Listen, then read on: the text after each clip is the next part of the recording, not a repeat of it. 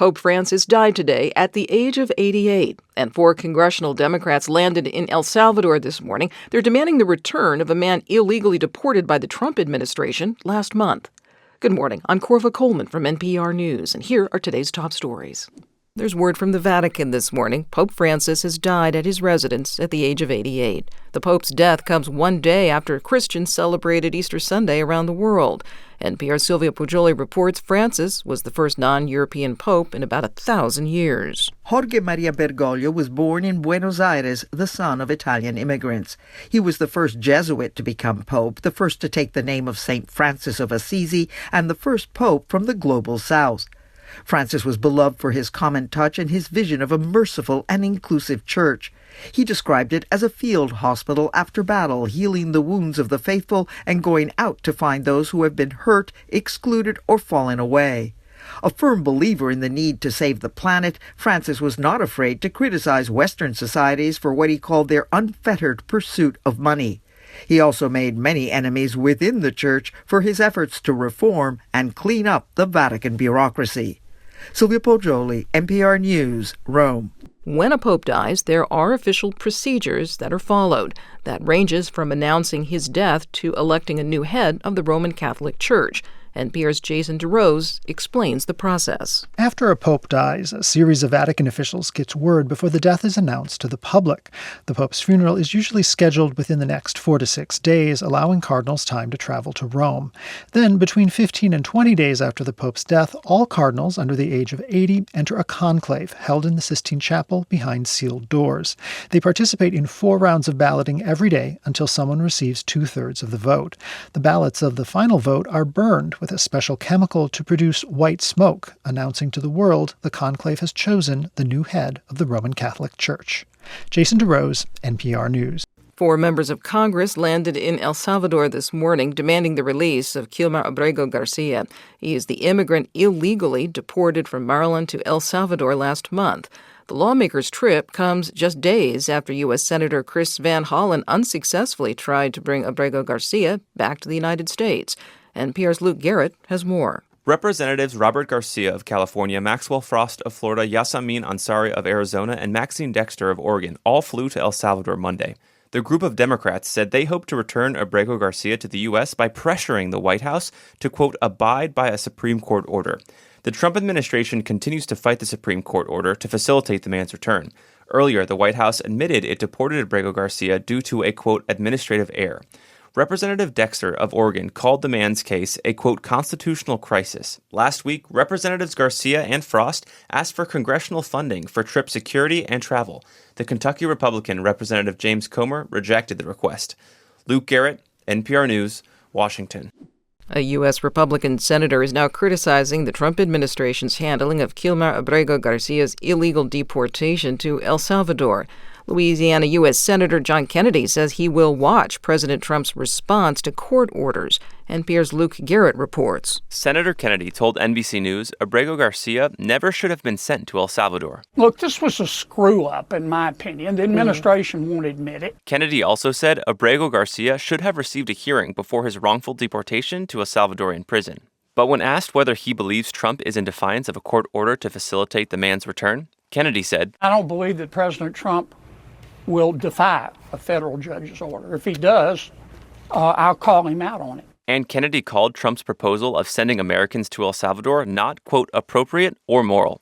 Luke Garrett, NPR News, Washington. As the Trump administration negotiates trade deals with other countries, China has issued a warning. NPR's John Ruich reports the warning is against any agreements that harm Chinese interests. China's Commerce Ministry says it respects the efforts of others to try to resolve trade disputes with the U.S. through consultation, but it warns that it'll take corresponding countermeasures if any deals are struck at the expense of China's interests. It did not give details. The comments come after reports that President Trump is hoping to use tariff negotiations with other countries to isolate China. At the same time, Trump has said he wants to do a deal with Beijing. This month, he raised the base tariff on Chinese imports to a dizzying 145%. China responded in kind with high tariffs on U.S. goods. The Chinese Commerce Ministry says seeking tariff exemptions by harming the interests of others will only lead to failure on both sides and ultimately hurt everyone. John Ruich, NPR News, Shanghai. The White House is denying a New York Times report that says Defense Secretary Pete Hegseth shared sensitive information in a second chat in the messaging app Signal. The White House says the information was not classified. NPR has not confirmed the information in the Times report. It said Hegseth shared information about a military strike in Yemen with family members and his lawyer. This comes after a different chat on the same topic included a journalist by mistake. Thousands of protesters turned out at hundreds of events over the weekend in the U.S. They gathered to protest President Trump's policies. Others demonstrated at Tesla showrooms in the U.S. to oppose Tesla's CEO Elon Musk. He's been overseeing Trump's government cost-cutting entity, Doge. NPR's Juliana Kim reports there are more protesters turning out. Hallmark of this protest movement is that demonstrators are joining together with a long and varying list of grievances. It's immigration, it's federal funding cuts, foreign policy. It's too soon to tell how long the momentum will last, but researchers at Harvard's crowd counting consortium said in a Guardian op-ed that between January 22nd and the end of March, street protests have more than doubled compared to the same time frame 8 years ago. NPR's Juliana Kim reporting. Russia's defense ministry says it has resumed military operations in Ukraine following an Easter Day ceasefire. The decision comes after the Kremlin said President Vladimir Putin had not ordered an extension of the unilateral truce, which struggled to hold. NPR's Charles Maines has more from Moscow. In a statement, Russia's defense ministry acknowledged a lessening of intensity of Ukrainian military activity across the front line Easter Sunday, but still accused Kyiv of carrying out thousands of attacks on Russian-occupied territory in Ukraine. Ukrainian leader Volodymyr Zelensky countered that Russia had created the impression of a ceasefire, but continued artillery and assaults on the front lines.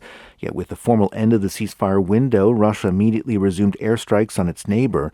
Renewal of attacks came despite appeals from the Trump administration to extend the truce, as the White House has expressed growing frustration over lack of progress in U.S.-backed peace talks.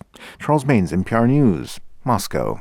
The Israeli military has released a report on the investigation into its killings of 15 Palestinian medics last month in Gaza. The report says it found professional failures. Israel had claimed that the medics' vehicles did not have emergency signals on when troops opened fire. Cell phone video recovered from one of the killed medics contradicted that account.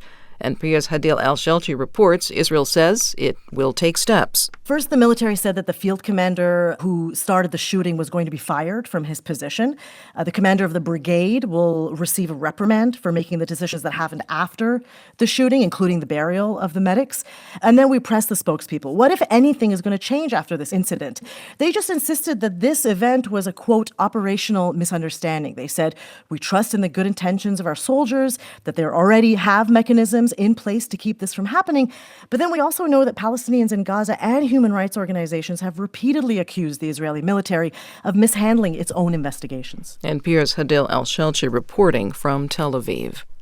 I'm Corva Coleman, NPR News in Washington.